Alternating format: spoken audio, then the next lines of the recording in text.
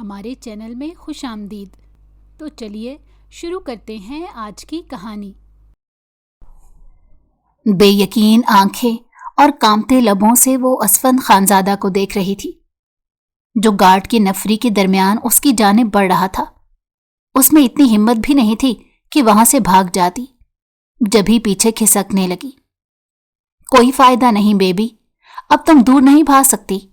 تم نے خود سارے ثبوت میرے خلاف جمع کیے ہیں، میں تمہیں کیسے چھوڑ سکتا ہوں؟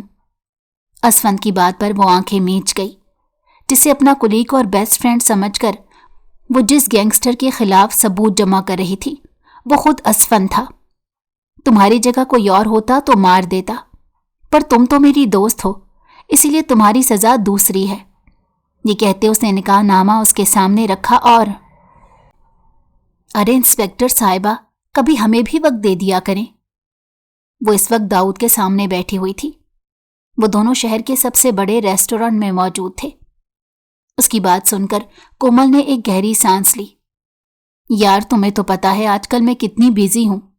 ایک کیس ہے، بہت امپورٹنٹ ہے، جب تک میں اس کو حل نہیں کر لیتی تب تک تو تم مجھ سے وقت کی کوئی امید نہ رکھو، لیکن میں تم سے وعدہ کرتی ہوں کہ جیسے ہی وہ کیس ختم ہو جائے گا پھر ہم لوگ کسی اچھی سی جگہ پر گھومنے کے لیے جائیں گے۔ ارے نہیں، اس سے پہلے تو آپ مجھ سے نکاح کریں گی۔ اس کی بات سن کر وہ آنکھیں چھوٹی چھوٹی کر کے اسے غصے سے گھورنے لگی۔ تم نے میری مدد کی ہے، اس کا یہ مطلب نہیں کہ میں تمہاری ہر بات مان لوں گی۔ میں نے تمہیں پہلے بھی بتایا تھا کہ میری منگنی ہو چکی ہے، اور ہمارے خاندان میں ایک بار منگنی ہو جائے تو وہ توڑا نہیں کرتے۔ کومل فوراً ہی غصے میں آ گئی تھی۔ اس کے لال چہرے کو دیکھ کر داؤد نے بڑی مشکل سے اپنی مسکراہٹ کو چھپانے کی کوشش کی۔ جی ٹھیک ہے، جیسا آپ کہیں، ہمیں تو بس آپ کے ساتھ وقت گزارنا اچھا لگتا ہے۔ ہم سوچ رہے تھے آپ کو کچھ بھی سوچنے سمجھنے کی ضرورت نہیں۔ اگر آپ کو کوئی بات زیادہ پریشان کرے تو وہ آپ مجھ سے پوچھ لیا کریں۔ میں آپ کی ہر طرح کی غلط فہمی دور کرنے کے لیے ہی یہاں پر موجود ہوں۔ وہ اس کی آنکھوں میں دیکھ کر سرد لہجے میں کہنے لگی۔ داؤد بھی تھوڑی دیر تک غور سے اس کے چہرے کو دیکھتا رہا۔ اس لڑکی میں ایک عجیب سی کشش تھی جس کی وجہ سے وہ بار بار اس کی طرف متوجہ ہو جاتا تھا۔ آپ مجھے کہہ رہے تھے کہ آپ کو کچھ ثبوت ملے ہیں جو میرے کام آ سکتے ہیں۔ مجھے بتائیں کہ کب آپ کو وہ ثبوت میرے حوالے کر رہے ہیں۔ وہ اب مدعے کی بات پر آ گئی۔ داؤد بھی اب سنجیدگی سے بیٹھ گیا۔ ہاں، مجھے پتا چلا ہے کہ اسفند کے ایک جنگل میں بھی غیر قانونی اڈے ہیں۔ اس کی بات سن کر وہ پرجوش ہو گئی اور کہنے لگی، تو پھر تو مجھے جلدی سے اس طرف لے چلو نا۔ تم نہیں جانتے یہ خبر میرے لیے کتنی اہم ہے، اور اگر ہم اس کے ان اڈوں پر قبضہ کرنے میں کامیاب ہو جاتے ہیں تو میری پروموشن ہو جائے گی۔ جی محترمہ، آپ بالکل ٹھیک کہہ رہی ہیں، یہ انفارمیشن آپ کے بہت کام آ سکتی ہے، لیکن اس سے پہلے آپ کو بھی میرا چھوٹا سا کام کرنا ہوگا۔ آپ تو جانتی ہیں کہ میں بغیر فائدے کے کوئی کام نہیں کرتا۔ اس نے ایک گہری سانس لی اور غور سے داؤد کے چہرے کو دیکھنے لگی، جیسے اندازہ لگانے کی کوشش کر رہی ہو کہ اس کے ذہن میں کیا چل رہا ہے۔ ویسے تو وہ ہر شخص کو دیکھ کر ہی سمجھ جاتی تھی کہ وہ شخص کیا سوچتا ہے، مگر یہاں پر آ کر اس کی ساری حسیں سو جاتی تھیں۔ وہ جتنی مرضی کوشش کیوں نہ کر لیتی، وہ نہیں سمجھ پاتی تھی کہ سامنے بیٹھے انسان کے دماغ میں کیا چل رہا ہے۔ اب مجھ سے وعدہ کریں کہ کل آپ میرے ساتھ ہائیکنگ پر جا رہی ہیں۔ یہ سن کر وہ کھلکھلا کر ہنسنے لگی۔ اسے اس انسان کی ذہنی حالت پر شک ہو رہا تھا۔ تم پاگل واگل تو نہیں ہو گئے؟ یہ تم کس طرح کی باتیں کر رہے ہو؟ اس میں ہنسنے والی کون سی بات ہے؟ میں تو بہت ہی آسان کام کرنے کو کہہ رہا ہوں۔ آپ بالکل میرے ساتھ کل ہائیکنگ پر چلیں، اس طرح سے ہمیں ایک دوسرے کو جاننے کا مزید موقع مل جائے گا۔ تمہیں ایسا کیوں لگتا ہے کہ میں تمہیں جاننا چاہتی ہوں؟ وہ آنکھیں چھوٹی چھوٹی کر کے غصے سے اس کے چہرے کو دیکھنے لگی۔ مجھے آپ کے بارے میں تو نہیں پتا، لیکن میں آپ کو جاننا چاہتا ہوں، آپ کو سمجھنا چاہتا ہوں۔ میں دیکھنا چاہتا ہوں کہ آپ کو کون کون سی چیزیں اچھی لگتی ہیں، کون کون سی چیزوں سے آپ کو نفرت ہے، آپ کو کس بات پر غصہ آتا ہے اور کون سی بات آپ کو خوش کر دیتی ہے؟ یہ سب کچھ میرے لیے بہت اہمیت رکھتے ہیں کومل صاحبہ۔ اس کا لہجہ یکدم ہی سنجیدہ ہو گیا تھا۔ یہ سن کر وہ چند لمحوں کے لیے نظریں جھکا کر بیٹھ گئی۔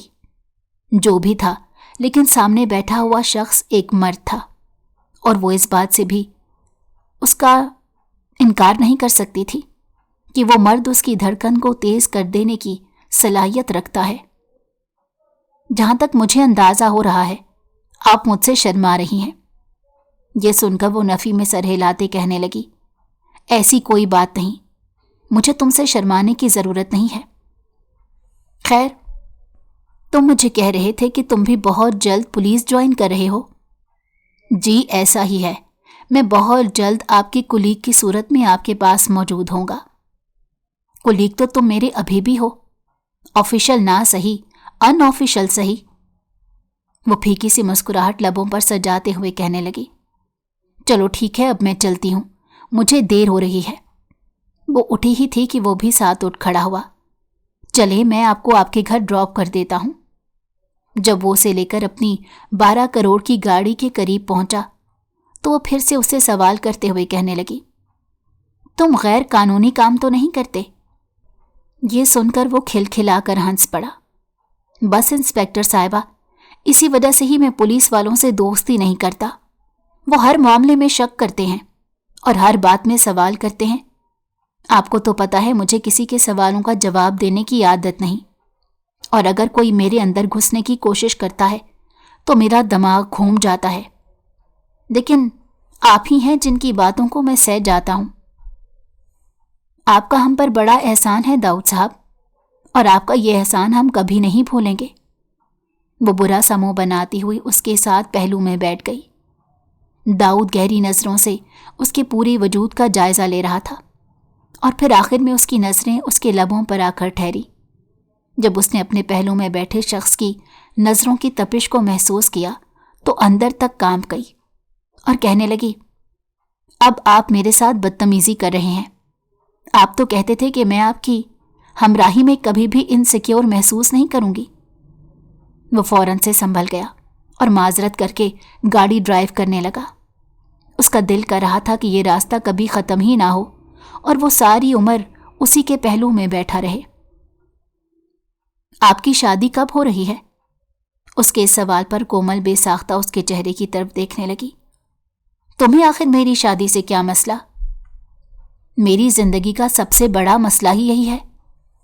اس نے دھیمی آواز میں یہ بات کی تھی، مگر کومل کے تیز کانوں تک پہنچ گئی تھی۔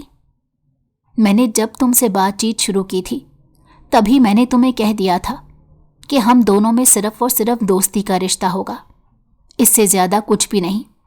نہ تو تم میری ذات میں دلچسپی لینے کی کوشش کرو گے اور نہ میں تمہاری ذات میں مداخلت کروں گی۔ لیکن کافی دنوں سے میں نوٹ کر رہی ہوں کہ تم کچھ زیادہ ہی میری پرسنل چیزوں میں گھسنے کی کوشش کر رہے ہو، اور مجھے یہ بات بالکل پسند نہیں۔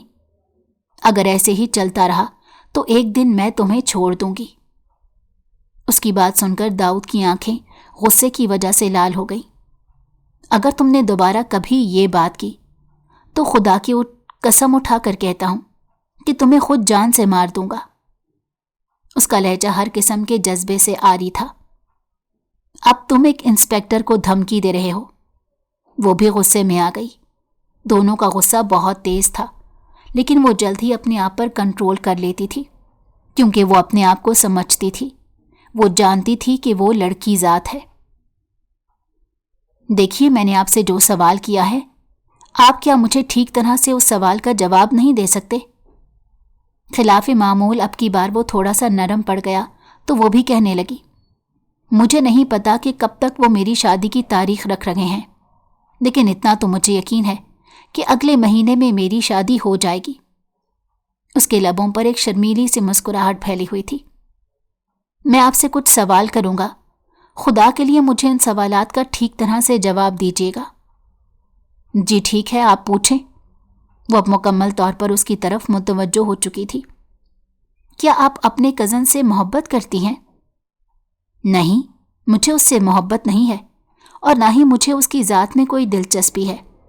یہ شادی میں صرف اور صرف अपने अब्बा जान की वजह से कर रही हूँ। मेरी अम्मी मुझे कहा करती थी कि बहुत जल्द मियाँ बीवी के दरमियान मोहब्बत कायम हो जाती है, क्योंकि निकाह इतना पाकीज़ा जज्बा है कि ये दो अजनबियों को एक दूसरे से मिला देता है। फिर तो हम दोनों भी एक हो सकते हैं। दाऊद की इस बात पर उसने फिर से उसे घूरा था। देखो, मैं इसी वजह से तुम्हें कोई बात नहीं बताती। तुम हर बात में टांग अड़ाते हो और हर चीज में ही घुसने की कोशिश करते हो। तुम्हें पता है कि ये आदतें मुझे जहर लगती हैं। जी जी, मुझे माफ कर दे, मैं समझ गया, आइंदा आपको तंग नहीं करूंगा। वो अपनी मर्जी की बातें सुनकर बहुत खुश हो गया था। उसके बाद सारा रास्ता उसके लबों से मुस्कुराहट जुदा नहीं हुई थी। उसे घर के सामने ड्रॉप करने के बाद वो सीधा अपनी हवेली चला गया। शेरू, इधर आओ, मेरी बात सुनो। कल ही हमारे अड्डे पर पुलिस आ रही है। तुम उनसे पहले ही वहां से अपना सारा सामान हटा लो। कोई भी इंपॉर्टेंट चीज वहां नहीं रहनी चाहिए। उसकी बात सुनकर वो परेशान हो गया और कहने लगा, मगर साहब, पुलिस को इस बारे में किसने खबर की? वो तो हमारा सबसे खुफिया अड्डा था। वहां पर तो हमारी इजाजत के बगैर परिंदा भी पर नहीं मार सकता था। फिर किसने इंफॉर्मेशन लीक करने की कोशिश की? शेरू यकदम ही बहुत परेशान और जज्बाती हो गया था। साहब, अगर इसी तरह चलता रहा फिर तो पुलिस हमारे सारे अड्डों पर पहुंच जाएगी। इतना ज्यादा घबराने या जज्बाती होने की जरूरत नहीं। साहब, आप नहीं जानते ये कितना बड़ा मामला है। शेरू एक लम्हे के लिए भी सुकून में नहीं आ रहा था। न सिर्फ वो उसका सबसे खास मुलाजिम था, बल्कि उसके साथ साथ वो दाऊद का दोस्त भी था। बचपन से लेकर अब तक वो उसके साथ था। दोनों ने जिंदगी के अच्छे और बुरे हालात का एक दूसरे के साथ ही सामना किया था। दोनों एक दूसरे के लिए एक दूसरे का सब कुछ थे। शेरू अब घर से बाहर निकल चुका था, क्योंकि उसने वहां से अपना जरूरी सामान हटाना था। अब पीछे दाऊद बैठा हुआ था, जिसके लबों पर एक प्यारी सी मुस्कुराहट फैली हुई थी। मेरी प्यारी चिड़िया, बहुत जल्द मैं तुम्हें हासिल करने में कामयाब हो जाऊंगा। अगर उसे पता चल जाता कि दाऊद नामी ये शख्स कोई और नहीं बल्कि वही असफंद है जिसके खिलाफ वो सबूत इकट्ठे करने की कोशिश कर रही है, तो वो कभी भी उससे इतना मेल जोल ना बढ़ाती। बल्कि हकीकत तो ये थी कि अंदर ही अंदर वो इस असफंद नामी इंसान से बहुत खौफजदा होती थी, क्योंकि एक बार पहले भी वो कोमल की जिंदगी में आ चुका था और वो रात उसकी जिंदगी की सबसे बदतरीन रात थी।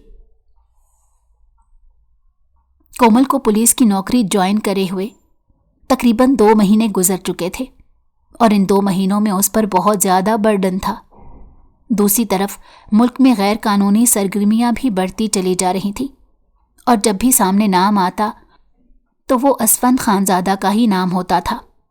आज तक कोई भी उसे देख नहीं पाया था और ना ही कोई जानता था कि वो कहाँ पर मौजूद है। बस उसका नाम सुनते ही सब लोग कांप उठते थे। जब इसके हाथ में ये केस आया तो उसके बाबा ने बहुत वावेला मचाया, क्योंकि वो उनकी सबसे बड़ी और लाडली बेटी थी। वो भी अपनी जिंदगी का एक हिस्सा पुलिस में गुजार चुके थे और वो जानते थे कि ये नौकरी किस कदर सख्त है और यहाँ पर इंसान को कितनी मुश्किलात का सामना करना पड़ता है। यही तो वजह थी कि वो अपनी बेटी को पुलिस में नहीं भेजना चाहते थे। उन्होंने उसकी मंगनी उसकी खाला के बेटे से तय कर दी और यही सोचा था कि जैसे ही उसकी डिग्री मुकम्मल होगी वो उसकी शादी कर देंगे। दूसरी तरफ जब कोमल को इस बारे में पता चला तो उसने बहुत वावेला मचाया। वो हत्थे से ही उखड़ गई। तकरीबन 3 दिनों तक उसने खाना भी नहीं खाया, मगर उसके घर वालों को इस सब की फिक्र नहीं थी। उन्हें ये तो मंजूर था कि उनके घर की बेटी भूख की वजह से मर जाए, लेकिन वो ये हरगिज कबूल नहीं कर सकते थे कि कभी उनकी बेटी की इज्जत पर आंच आए और फिर ये सदमा लेकर वो इस दुनिया से रुखसत हो जाए। मगर कोमल भी अपने नाम की एक थी। जो बात एक बार उसके दिमाग में समा जाती वो बात उस वक्त तक नहीं निकलती थी जब तक वो काम ना कर ले। इस बार भी ऐसा ही हुआ। उसने अपने घर वालों से छुपकर सारे टेस्ट दिए। इस दौरान उसका मंगेतर भी उसके साथ था। اس نے سب سے پہلے اپنے منگیتر کو ہی اعتماد میں لیا تھا۔ کامران خود ایک وکیل بن رہا تھا۔ اس کا بچپن سے ہی ایک مقصد تھا کہ وہ بے گناہ اور معصوم لوگوں کو ان کا حق دلائے اور مجرموں کو سزا دلوائے۔ اسی سلسلے میں وہ بھی دن رات محنت کر رہا تھا۔ جب اسے یہ پتا چلا کہ اس کی منگیتر پولیس میں بھرتی ہونا چاہتی ہے، بڑی افسر بننا چاہتی ہے، تو اسے یہ بات بالکل بھی معیوب نہیں لگی تھی۔ اس نے ایک بار جا کر اکرام صاحب سے اس بارے میں بات کرنا چاہی تو وہ سختی سے منع کرتے کہنے لگے، فی الحال وہ تمہاری دسترس میں نہیں ہے اور نہ ہی تمہارے ساتھ اس کا کوئی مضبوط تعلق ہے، اس لیے تم اس معاملے میں دخل اندازی نہ کرو تو اچھا ہے۔ جب وہ تمہاری بیوی بن گئی تو تم جو چاہے کرنا، میں تمہیں منع نہیں کروں گا۔ فی الحال وہ صرف اور صرف میری بیٹی ہے اور میں وہی کروں گا جو میری بیٹی کے لیے اچھا ہوگا، اور اس دوران میں کسی قسم کی دخل اندازی پسند نہیں کرتا۔ یہ کہہ کر انہوں نے سامنے کھڑے اپنے ہونے والے داماد کو مکمل طور پر خاموش کروا دیا۔ اگر وہاں پر کوئی اور شخص کھڑا ہوتا تو یقیناً وہ غصے کی وجہ سے منگنی ہی توڑ دیتا، لیکن چونکہ یہ خاندان کی بات تھی، اسی وجہ سے سب لوگ درگزر کر رہے تھے، اور یہی تو ان کے خاندان کی اچھی عادت تھی کہ کوئی بھی بڑے سے بڑا مسئلہ کیوں نہ ہو جاتا، وہ لوگ ایک دوسرے سے تعلق نہیں توڑتے تھے بلکہ مل بیٹھ کر اس مسئلے کو حل کرنے کی کوشش کرتے تھے۔ ایک دن کومل کامران کے سامنے روتے ہوئے کہنے لگی، میں نے یہ ڈگری اتنی مشکل سے لی ہے، میں نے دن رات ایک کیا، اور اب میں نے پولیس کا ٹیسٹ بھی دے دیا ہے، سارے ٹیسٹ میں پاس ہو گئی ہوں، انٹرویو کے لیے بلا رہے ہیں۔ بابا جان کو پتہ چل گیا تو وہ مجھے گھر سے نکلنے کی اجازت نہیں دے رہے، خدا کے لیے میری مدد کرو۔ اور کامران ہی تھا جس نے اس کی مدد کی تھی، وہ اسے اپنے ساتھ لے کر گیا اور اسے انٹرویو بھی دلوایا۔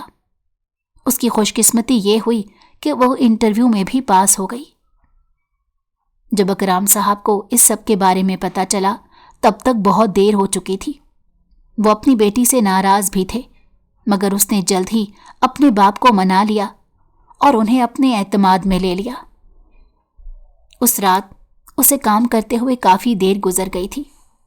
دراصل وہ ایک کیس میں الجھی ہوئی تھی اور بڑا آفیسر بھی اس کے تھانے میں آیا تھا اور اس سے اسفند خانزادہ کے بارے میں ہی بات کر رہا تھا۔ دراصل اس کے نام کی بہت سی غیر قانونی سرگرمیاں ملک میں شروع ہو چکی تھیں۔ وہ اپنی جاب سے واپس آ رہی تھی جب اچانک ہی اس کی گاڑی راستے میں خراب ہو گئی۔ چاروں طرف گہرا جنگل تھا، اس کے پاس پسٹل موجود تھا۔ اس نے جلدی سے وہ پسٹل ہاتھوں میں پکڑ لی کیونکہ کہیں سے کچھ بھی ہو سکتا تھا۔ وہ تھی بھی ایک پولیس آفیسر تو اسے ویسے بھی خطرہ تھا، اور آج کل کے کیس میں اسے بہت سی دھمکیاں بھی سننے کو مل رہی تھیں۔ وہ نہیں جانتی تھی کہ اس کی گاڑی کے خراب ہونے کے پیچھے بھی ایک وجہ موجود ہے۔ جب وہ تھانے سے نکل رہی تھی تب اسفند کے ہی ایک آدمی نے اس کی گاڑی کے ٹائر میں سے ہوا نکال دی تھی تاکہ وہ زیادہ دور تک نہ جا سکے، اور اب وہ وہاں پر اپنے کچھ لوگوں کے ساتھ موجود تھا۔ مگر جب اس نے اس انسپکٹر کو باہر نکلتے دیکھا تو اس کا دل ایک عجیب سے انداز سے دھڑکا۔ وہ لڑکی بلا شبہ بہت حسین تھی۔ اگر یہ کہا جائے کہ وہ چاند کا ٹکڑا تھی تو اس میں کچھ بھی غلط نہیں ہوگا۔ ایسا نہیں تھا کہ اس نے آج سے پہلے حسین چہرے نہیں دیکھے تھے۔ اس نے بے تحاشا خوبصورت لڑکیاں دیکھی تھیں، مگر اس عورت میں کوئی خاص بات تھی۔ صاحب، آپ کا کیا حکم ہے؟ کیا ہم اسے جان سے مار دیں یا پھر اسے اپنے ساتھ لے کر چلے جائیں تاکہ… تم سب لوگ واپس چلے جاؤ۔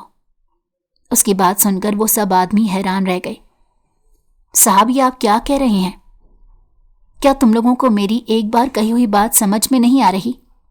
میں کہہ رہا ہوں تم سب لوگ واپس چلے جاؤ۔ شیرو بھی ان سب آدمیوں کو لے کر واپس چلا گیا، مگر اس کے لبوں پر ایک پھیکی سی مسکراہٹ پھیلی ہوئی تھی۔ اسے اندازہ ہو گیا تھا کہ اب اس کے دوست کی کہانی تبدیل ہو چکی ہے۔ وہ اکثر ہی اسفند کے سامنے محبت کی بات کرتا تھا تو وہ برے برے منہ بناتے ہوئے کہتا تھا کہ مجھے محبت کے نام سے ہی شدید نفرت ہے، اور जहां तक मेरी फितरत का सवाल है तो मैं खुद अच्छे तरीके से जानता हूं, मुझे कभी भी किसी औरत से मोहब्बत नहीं हो सकती। तो ये गलत फहमी तुम अपने जहन से निकाल दो कि मैं किसी लड़की को अपनी जिंदगी में शामिल करूंगा या मैं उसकी मोहब्बत में पागल हो जाऊंगा। तुम्हें पता है मोहब्बत गुलामी मांगती है और मैं एक आज़ाद ख्याल इंसान हूं। मैं कभी भी किसी का गुलाम नहीं बन सकता। मगर आज पुलिस वाली को देखकर उसे अपने सारे ख्यालात तब्दील होते नजर आ रहे थे। वो खामोशी से उस छोटी सी पहाड़ी से नीचे उतरा और उस लड़की की तरफ बढ़ने लगा। दूसरी तरफ जब कोमल को अपने पीछे किसी की मौजूदगी का एहसास हुआ तो वो फौरन से पलटी। इस वक्त उसका पिस्तौल असफन के सीने पर मौजूद था, मगर वो बेखौफ होकर सामने खड़ी लड़की की आंखों में देख रहा था। आप एक पुलिस वाली हैं और उसके बावजूद घबरा रही हैं। ये बात बिल्कुल भी अच्छी नहीं लगती। ये सुनकर पहले तो वो हैरान हुई और फिर उसकी आंखों में देखकर गुस्से से पूछने लगी, तुम्हें इस बारे में कैसे पता? वो शायद खौफ में ये बात भूल चुकी थी कि उसने पुलिस वाली वर्दी पहन रखी है। असफन ने जब उसके कपड़ों की तरफ इशारा किया तो वो थोड़ी सी शर्मिंदा हो गई। तो मुझे ये बताओ कि तुम यहां पर क्या कर रहे हो? मैं भी आप ही की तरह परेशान और बेहाल घूम रहा हूं। थोड़े ही फासले पर मेरी गाड़ी मौजूद है। वो गाड़ी खराब हो गई है। इससे पहले कि वो मजीद कुछ कहता, अचानक ही गोलियां चलने की आवाज सुनाई देने लगी और फिर एक गोली आकर कोमल के बाजू को भी लगी थी। वो पहले ही भी बहुत कमजोर थी, जल्दी से जमीन पर गिर पड़ी। थोड़ी ही देर बाद वो होशो हवास से बेगाना हो गई। असफन बहुत ही मोहब्बत भरे अंदाज में उसके चेहरे को देख रहा था। उसने इस छोटी सी लड़की को अपने बाजुओं में उठा लिया और उसके कानों में सरगोशी करते हुए कहने लगा, मुझे अंदाजा नहीं था कि तुम दिल के साथ साथ जिस्म की भी इतनी कमजोर होगी। वैसे तुम जैसी लड़कियों को पुलिस में भर्ती नहीं होना चाहिए। तुम जैसी लड़कियों को तो बीवी बनाना चाहिए। दरअसल ये सब कुछ उसने अपने एक आदमी को कहकर करवाया था। गोली उसके बाजू में नहीं लगी थी, बल्कि उसके बाजू को छू कर गुजरी थी। नुकसान ज्यादा नहीं हुआ था, मगर उस दिन कोमल की तबीयत पहले से ही खराब थी। वो बुखार में तप रही थी। हर थोड़ी देर बाद उसे चक्कर आते और अब खून बहने की वजह से वो मुकम्मल तौर पर बेहोश हो चुकी थी। वो उसे लेकर अपनी बड़ी सी हवेली में आ गया। जब कोमल को होश आया तो वो एक बहुत बड़े कमरे में मौजूद थी। सामने ही वो टांग पर टांग चढ़ाए बैठा हुआ था और मुस्कुराते हुए उसके चेहरे को देख रहा था। शुक्र है इंस्पेक्टर साहिबा आपको होश आ गया, वरना मैं तो आपके लिए बहुत परेशान हो गया था। अगर आपको कुछ हो जाता तो पुलिस तो मेरे ही पीछे पड़ जाती। जब रात के वाकयात उसकी नजरों के सामने घूमने लगे तो वो यकदम बहुत ज्यादा घबरा गई। तुम तो ठीक हो, तुम्हें तो कुछ भी नहीं हुआ ना? उसे अपने से ज्यादा सामने बैठे उस शख्स की फिक्र थी। उसके इस अंदाज पर वो खुलकर मुस्कुरा दिया। जी मैं तो बिल्कुल ठीक हूं, मुझे क्या होना था? एक इंस्पेक्टर साहिबा मेरे साथ मौजूद थी। उनके होते हुए मजाल है जो कोई मुझे हाथ भी लगाता। वो उसका मजाक बना रहा था, ये बात वो समझ चुकी थी। जब उसकी नजर अपने कपड़ों पर पड़ी तो वो बहुत ज्यादा घबरा गई और उससे कहने लगी, तुम्हारी हिम्मत भी कैसे हुई मेरी इजाजत के बगैर मुझे हाथ लगाने की? तुम जानते भी हो तुमने कितनी बड़ी गलती कर दी। इससे पहले कि वो मजीद कुछ कहती, थोड़े ही फासले पर एक नौकरानी खड़ी थी। वो धीमे अंदाज में कहने लगी, बीबी जी आपके कपड़े मैंने तब्दील किए हैं। दरअसल आपके पहले वाले कपड़े बहुत खराब हो गए थे। खून सारे कपड़ों पर लग गया था और अजीब सी बदबू आ रही थी। वो उस नौकरानी को देख नहीं पाई थी। दरअसल कमरा इतना बड़ा और आलीशान था कि उसका ध्यान दाएं जानिब गया ही नहीं था। वो फिर से शर्मिंदा हो गई। इस बार असफन छोटे छोटे कदम उठाता उसके पास आया और उसकी आंखों में देखते हुए कहने लगा, हर बात में जज्बाती होना इंसान को नुकसान पहुंचाता है। अपने जज्बात पर थोड़ा सा काबू रखना सीखो। छोटी छोटी बात को लेकर परेशान मत हो जाया करो और ना ही छोटी छोटी बात पर गुस्सा हुआ करो। جتنا زیادہ تم اپنے آپ پر قابو پانا سیکھو گی اتنا ہی زندگی گزارنا آسان ہو جائے گا۔ تم کون ہو؟ ایک لمحے کے لیے تو سامنے بیٹھے شخص کے دل میں یہ بات آئی تھی کہ وہ اسے بتا دے کہ وہ بہت بڑا غنڈہ ہے جسے وہ تلاش کر رہی ہے، مگر جانتا تھا اگر اس نے حقیقت بتا دی تو وہ لڑکی اس سے دور ہو جائے گی۔ میرا نام داؤد ہے اور ایک بڑا بزنس مین ہوں۔ میں پاکستان میں بہت کم پایا جاتا ہوں۔ میرے سارے بزنس ملک سے باہر موجود ہیں۔ یہ عالی شان گھر دیکھ کر واقعی اندازہ ہو رہا تھا کہ وہ ایک بہت بڑا بزنس مین ہے۔ اب کہ وہ پہلی بار غور سے سامنے بیٹھے شخص کو دیکھ رہی تھی جو بلا شبہ حسن کا پیکر تھا۔ میں جانتا ہوں کہ میں بہت ہینڈسم ہوں، لیکن اس طرح سے دیکھ کر کم از کم مجھے نظر تو نہ لگاؤ۔ وہ اب کی بار اس کے ساتھ ہنسی مذاق کرنے لگا۔ وہ بھی تھوڑی سی کمفرٹیبل ہو چکی تھی۔ اچانک ہی اسے اپنے گھر جانے کا خیال آیا۔ آپ اس بارے میں بالکل بھی فکر مند مت ہوں۔ میں نے آپ کے بابا جان کو کال کر کے آپ کی صورتحال کے بارے میں بتا دیا ہے۔ تھوڑی دیر بعد میں آپ کو آپ کے گھر تک پہنچا دوں گا۔ اس نے واقعی اپنا کہا سچ کر دکھایا۔ وہ تھوڑی ہی دیر کے بعد اس کے ساتھ اس کے گھر کی بیٹھک میں موجود تھا۔ آمنہ بیگم کومل کو لے کر کمرے میں چلی گئی تھی، جبکہ اکرام صاحب نے بیٹھے اس شخص کا شکریہ ادا کر رہے تھے جس نے ان کی بیٹی کی زندگی بچائی تھی۔ وہاں پر چونکہ کوئی کیمرہ موجود نہیں تھا اور وہ قدرے سنسان علاقہ تھا، اسی وجہ سے اس بارے میں پتہ نہیں لگایا جا سکا کہ وہ شخص کون تھا جس نے کومل پر حملہ کیا تھا۔ اور یہ وہ وقت تھا جب ان دونوں کی آپس میں بات چیت شروع ہو گئی تھی۔ جب بھی وہ اپنے تھانے میں بیٹھی ہوتی وہ اکثر ہی اس سے ملنے کے لیے آتا تھا۔ ایک دن وہ اسے سوال کرتے ہوئے کہنے لگا، اگر آپ کو یہ پتہ چل جائے کہ اسفند ابھی اور اس وقت تھانے میں موجود ہے تو آپ کیا کریں گی؟ میں اس کا گریبان پکڑ کر اسے جیل میں ڈال دوں گی۔ تم نہیں جانتے اس کی وجہ سے کتنے لوگوں کی زندگی برباد ہوئی ہے، اور سب سے بڑھ کر تو یہ کہ اس کی وجہ سے ہمارے ملک کے حالات برباد ہو رہے ہیں۔ ارے آپ تو اس سے کچھ زیادہ ہی نفرت کرتی ہیں، وہ اپنے چہرے پر مسکینیت سجاتے ہوئے کہنے لگا۔ تو تمہارا کیا دل ہے کہ میں ایک مجرم سے محبت کرنا شروع کر دوں؟ میں تو بھول ہی گیا تھا کہ محبت تو آپ کو صرف اور صرف اپنے منگیتر سے ہے، اس کے علاوہ آپ کسی اور کو اپنا دل دینے کے لیے راضی نہیں ہوں گی۔ یہی تو بات ہے کہ پچھلے 4 مہینے سے آپ کے پیچھے خوار ہو رہا ہوں، مگر آپ نے ابھی تک مجھے صرف دوست بنا کر رکھا ہوا ہے۔ تھوڑے ہی فاصلے پر ایک کانسٹیبل بیٹھی تھی جو اس کی باتیں سن کر مسکرا رہی تھی۔ جب کومل نے اسے مسکراتے دیکھا تو ڈانٹتے ہوئے کہنے لگی، تم یہاں پر کیا کر رہی ہو؟ باہر جاؤ۔ میں نے تمہیں کتنی بار کہا ہے جب میرے مہمان آیا کریں تب میرے پاس نہ ٹھہرا کرو۔ وہ فوراً وہاں سے باہر بھاگ گئی، جبکہ اسفند اب بہت ہی پیار سے اس کے چہرے کی طرف دیکھنے لگا۔ میں نے تمہیں پہلے بہت سمجھایا تھا کہ تم چیزوں کو دیکھ کر اس پر اعتماد کرنا شروع کر دیتی ہو۔ تم ظاہری حالت پر زیادہ یقین رکھتی ہو، باطن کے بارے میں جاننے کی کوشش نہیں کرتی، اور یہی تمہاری سب سے بڑی غلطی ہے۔ اگر تم یہ سب کچھ چھوڑ دو تو تم ایک بہت زبردست پولیس والی بن سکتی ہو۔ کیا مطلب ہے تمہاری اس بات کا؟ میں سمجھ نہیں پا رہی۔ مطلب صاف ہے، تمہیں جو کچھ دکھائی دیتا ہے تم اسی کو حقیقت مان لیتی ہو۔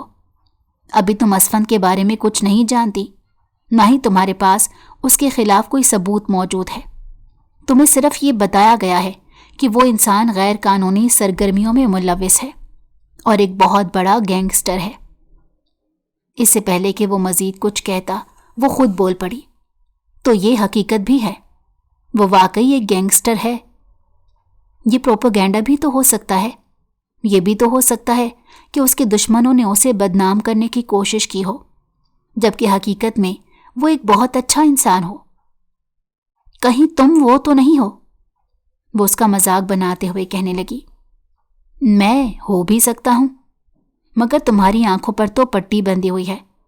تمہیں تو صرف اسی بات پر یقین کرنا ہوتا ہے جو تمہیں دکھائی دیتا ہے۔ دیکھو داؤد، میرے سر میں شدید درد ہے. فی الحال میں تم سے کوئی بات نہیں کرنا چاہتی. مہربانی کرو یہاں سے چلے جاؤ. محترمہ، آپ نے وعدہ کیا تھا کہ آپ میرے ساتھ ہائیکنگ پر جائیں گی. میں اس کے ساتھ ساتھ یہ بھی پتہ لگا لوں گا کہ آپ نے کتنا اسٹیمنا ہے. اگلے دن وہ اسے واقعی اپنے ساتھ ہائیکنگ پر لے کر چلا گیا. ابھی وہ تھوڑا ہی اوپر گئے تھے کہ وہ بیچارگی سے کہنے لگی، پلیز اب واپس چلو، میں بہت تھک گئی ہوں. یہ سن کر اس کے لبوں پر مسکراہٹ پھیل گئی. ابھی تو آپ نے میرے ساتھ ایک بہت لمبا سفر طے کرنا ہے جہاں پر صرف اور صرف مشکلات ہیں. یہ سفر تو کچھ بھی نہیں، بلکہ یہ سمجھ لیں کہ میں آپ کو اسی سفر کے لیے تیار کر رہا ہوں. اس کی اس طرح کی باتیں سن کر وہ اکثر بہت کنفیوز ہو جاتی تھی. تم کیوں مجھے پریشان کرنے پر تل جاتے ہو؟ تم جانتے ہو کہ تمہاری یہ ساری باتیں میرے دماغ کے اوپر سے گزرتی ہیں. پہلے ہی میری زندگی میں بہت سے مسئلے ہیں. اس طرح کی باتیں کر کے میرے مسئلوں میں مزید اضافہ نہ کیا کرو. انہوں نے وہ پورا دن ایک ساتھ گزارا تھا اور اسفند کو بہت سی باتیں سمجھ میں آ گئی تھیں، جس میں سے ایک بات یہ بھی تھی کہ وہ لڑکی بہت معصوم ہے اور سچے دل کی مالک ہے. اس جیسی لڑکی کو پولیس میں بھرتی نہیں ہونا چاہیے تھا. کومل یہ بات نہیں جانتی تھی کہ جب سے وہ تھانے آئی تھی تب سے نہ جانے کتنے لوگ ایسے تھے جنہوں نے اس کے سامنے پیشکش رکھی تھی. ایک دن وہ انکار کرتی تھی اور پھر اگلے دن وہ لوگ خود اسے معافی مانگنے کے لیے آ جاتے تھے. وہ سمجھ رہی تھی کہ یہ سب کچھ اس کی باروب شخصیت کی وجہ سے ہو رہا ہے، لیکن وہ یہ نہیں جانتی تھی کہ اس کے پیچھے بھی اسفند کا ہاتھ ہے. وہ کیسے کسی کی غلط نگاہوں کو اپنی محبوبہ کے اوپر برداشت کر سکتا تھا؟ زندگی میں پہلی بار اس نے محبت کی تھی، پہلی بار اس نے کسی کو اپنا دل دیا تھا. وہ کیسے کسی کو یہ اجازت دے سکتا تھا کہ وہ اس کی محبت کو تکلیف پہنچائیں یا اس کی ذہنی حالت کے ساتھ کھیلے؟ وہ مر تو سکتا تھا لیکن کبھی ایسا ہونے نہیں دے سکتا تھا. کومل کو اس کے اڈے کے بارے میں خبر مل چکی تھی. وہ اپنی پولیس کی نفری کے ساتھ وہاں پہنچ گئی تھی. وہ واقعی اسفند کا ہی اڈا تھا، لیکن ان کو کچھ بھی خاص انفارمیشن نہ ملی اور نہ ہی وہاں پر کچھ خاص چیزیں پڑی تھی سوائے جلی ہوئی لکڑیوں کے. اس کے سینئر نے اسے شاباش دی تھی کہ یہ ایک اچھی کوشش تھی، لیکن معذرت کرتا ہوں کہ تمہاری پروموشن نہیں ہو سکتی. اب صرف اور صرف اسی وقت تمہاری پروموشن ہوگی جب تم اسفند کو تھانے میں لاؤ گی اور اسے عدالت میں پیش کرو گی. اس دن وہ بہت غصے میں تھی.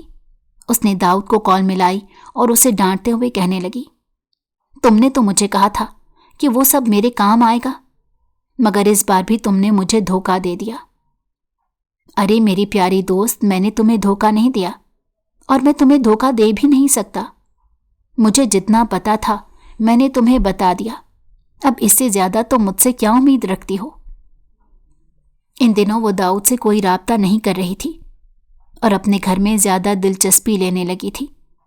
دوسری طرف تھانے کی طرف سے اسے کچھ چھٹیاں ملی ہوئی تھی کیونکہ سینئرز کا کہنا تھا کہ اس کی ذہنی حالت تھوڑی سی خراب ہو گئی ہے، اسے گھر میں بیٹھ کر آرام کرنا چاہیے.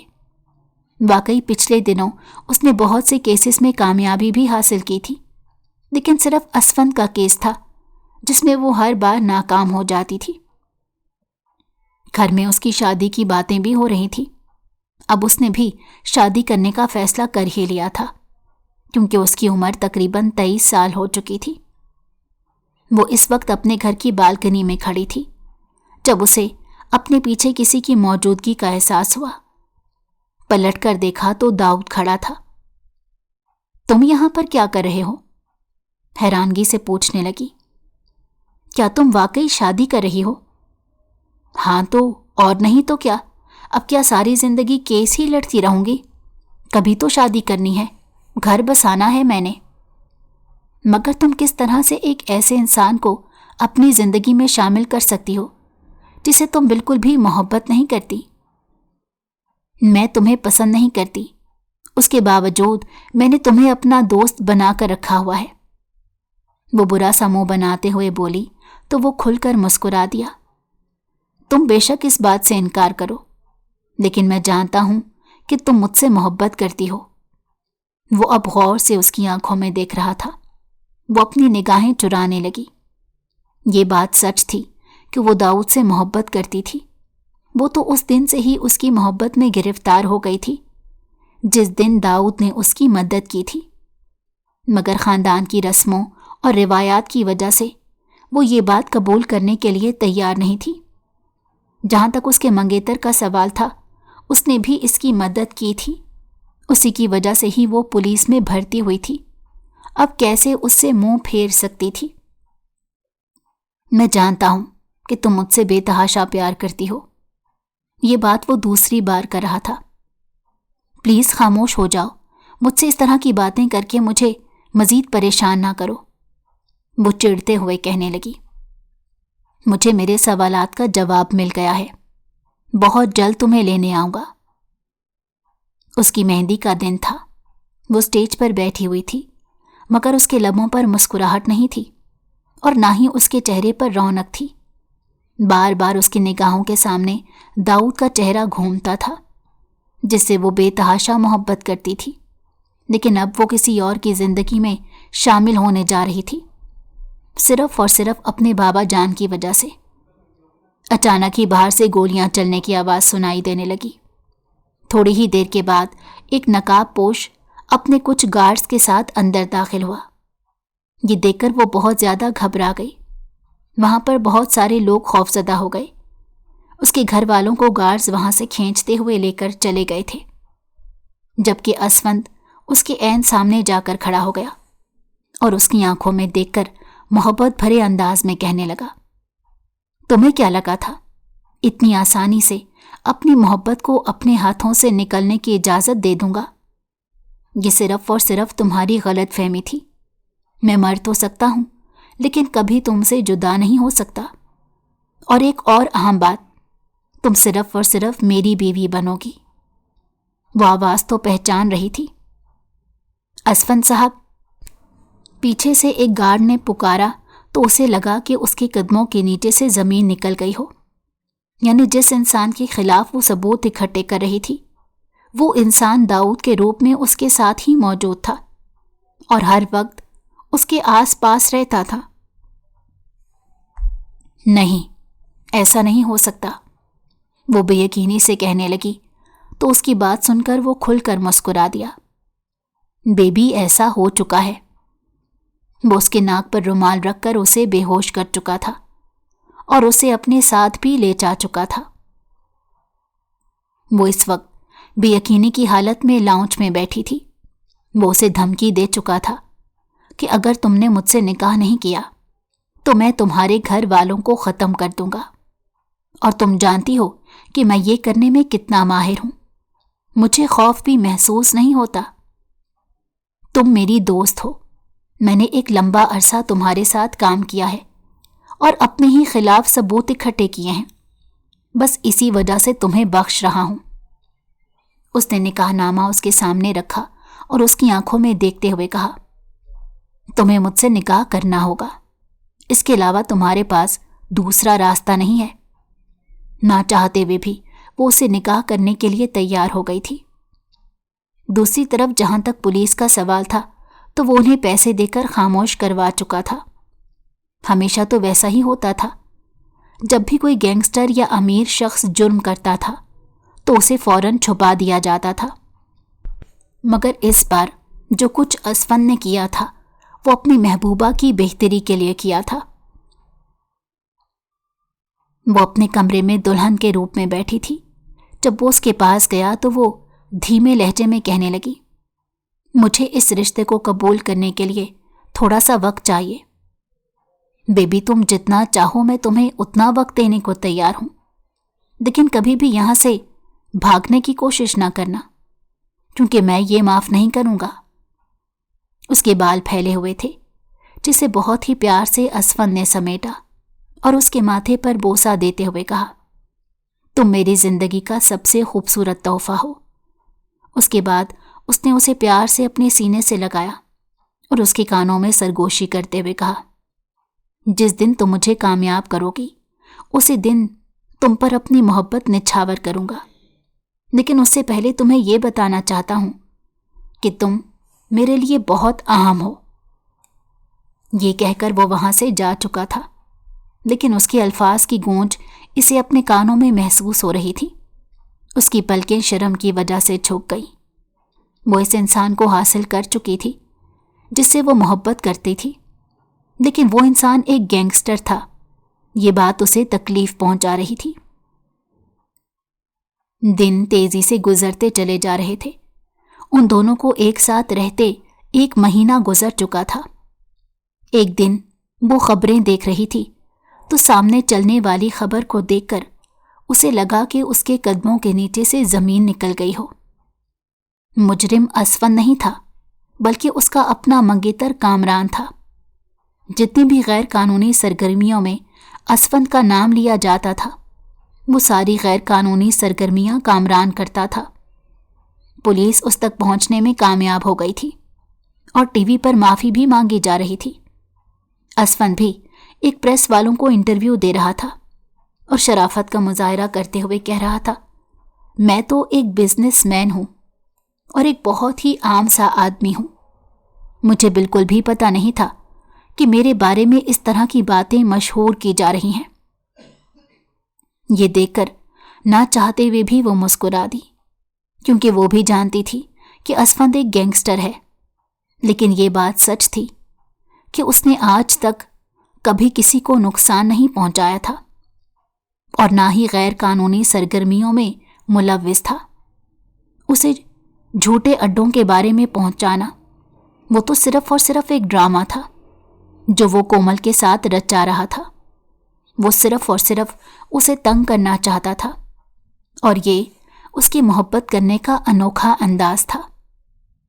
उसका शुमार ऐसे गैंगस्टर में होता था जो कि बुरे लोगों को पकड़कर उन्हें सजा दिलवाते थे, मगर इस सिलसिले में खुद ही बदनाम हो जाते थे। जब वो हवेली के अंदर दाखिल हुआ तो वो उसे देखकर खुलकर मुस्कुरा दी। इसी दिन को देखने को तो मैं तरस गया था। खुदा का शुक्र है कि मेरी बेगम साहिबा मुझसे राजी हो गई हैं। अब मेरे वो छोटे छोटे बच्चे इस दुनिया में आ सकते हैं। ये सुनकर वो शर्म की वजह से लाल हो गई और तेजी से नफी में सर हिलाते कहने लगी, अब ऐसी भी कोई बात नहीं। ऐसी ही बात है बेगम साहिबा, अब कोई इनकार नहीं। ये कहकर वो उसकी तरफ बढ़ा तो वो भागती हुई कमरे में चली गई। उसकी खिलखिलाहट इस वक्त पूरी हवेली में गूंज रही थी। जहां तक उसके बाबा जान का सवाल था तो असफन उनसे भी माफी मांग चुका था। 1 हफ्ते के बाद उनका धूमधाम से वलीमा हुआ और पूरी दुनिया को इस बारे में पता चल गया कि वो असफंद की बीवी है। कभी कभार जब उसे असफंद पर बहुत गुस्सा आता था तब वो उसके झूठे नाम दाऊद से पुकारती थी और ये नाम सुनकर वो वाकई चिढ़ भी जाता था। अगर आपको हमारी कहानी पसंद आई हो तो हमारे चैनल को लाइक करें और सब्सक्राइब कर दें। बेल नोटिफिकेशन को भी ऑन कर दें ताकि हमारी आने वाली हर मज़ेदार कहानी आपको वक्त पर मिलती रहे।